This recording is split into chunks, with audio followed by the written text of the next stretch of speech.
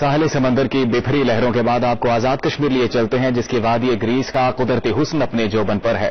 ہر سو پھیلی ہریالی، بہتے جھرنے اور بلند پہاڑوں کے مناظر سیاحوں کا دل موہ لیتے ہیں۔ سفری سہولیات نہ ہونے کے باعث لوگوں کو تفریحی مقامات تک پہنچنے میں مشکلات ہیں۔ تقی الحسن کی رپورٹ دیکھیے۔ آزاد کشمیر میں ضلع نیلم کے بالائی علاقے وادی گریس میں بلندی سے گرتا اور شور مچاتا مچھل آبشار کا پانی آنے والے سیاحوں کا استقبال کرتا ہے۔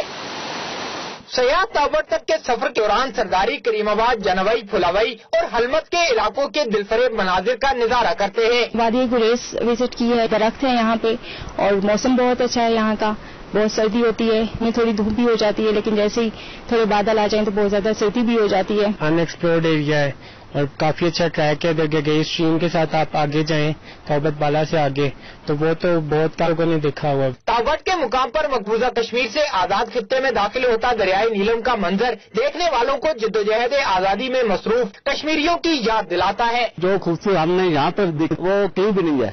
ہماری خواہش ہے جموں کشمیر بھی آزاد ہو، وہ ہمارے بھائی ہیں جو اس کو پاس ظلم ہو رہا ہے، یہ بھی ہمارے بھائی ہمارے ساتھ مل جائیں اور یہ ساری وادیاں ایک ساتھ مل جائیں۔ وادی گریس بالائی مقامات ددگئی، لوسر، چھپڑا، نریل، کمری سمیت درجنوں قدرتی حسن سے مالا مال علاقے تاحال سفری سہولیات نہ ہونے کی وجہ سے سیاحوں کی پہنچ سے دور ہیں۔ تابٹ کا پل پل بدلتا موسم بھی سیاحوں کے لیے کسی نعمت سے کم نہیں ہے۔